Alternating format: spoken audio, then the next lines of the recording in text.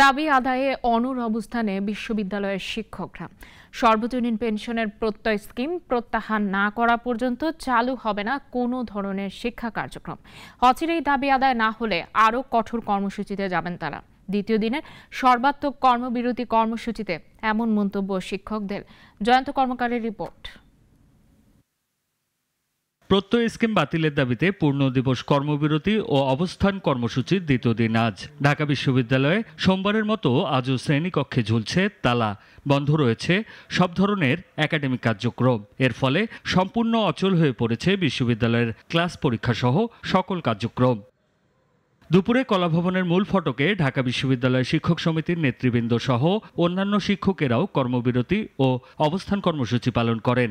এই আন্দোলনটা হচ্ছে সেই বিবেকের উন্মোচনের আন্দোলন যেখান থেকে এই প্রশ্নগুলো উত্থাপিত হতে হবে এবং সেটা উত্থাপিত হবে। এই শিক্ষকদেরকে অবশ্যই তাদের মর্যাদার জায়গায় প্রতিষ্ঠিত করতে হবে। এ সময় অর্থ মন্ত্রণালয় থেকে প্রকাশিত হওয়া বিবৃতিকে প্রত্যাখ্যান করে দাবি আদায় না হওয়া পর্যন্ত আন্দোলন চলমান রাখার ঘোষণা দেন শিক্ষক সমিতির নেতারা। আমাদের আন্দোলন চলবে, আমাদের দাবি না মানা পর্যন্ত।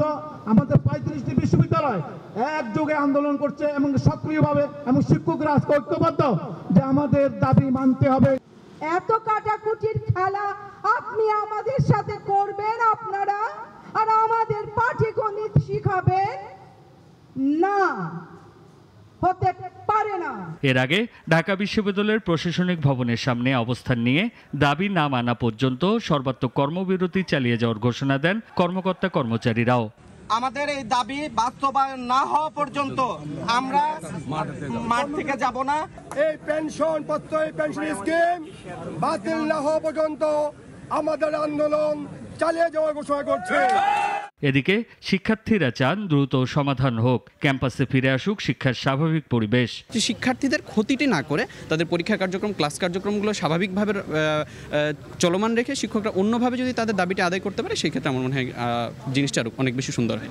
আমরা অবশ্যই চাই সম্মানিত শিক্ষকদের যে দাবি সেটি সরকারের সাথে সমঝোতা হয়ে যেভাবেই হোক না কেন আমাদের শিক্ষা কার্যক্রম যাতে দ্রুতই চালু হয় সে বিষয়টা আমরা অবশ্যই প্রত্যাশা করি। সারা দেশের মোট 35টি পাবলিক বিশ্ববিদ্যালয়ে চলছে শিক্ষকদের অনির্দিষ্টকালের এই কর্মবিরতি। জয়ন্ত কর্মকার, নাগরিক, ঢাকা। ওয়ালটন ফ্রিজ কিনে অনেকের মতো আপনিও হয়ে যেতে পারেন মিলেনিয়াল। সেরা পণ্যের সেরা অফার।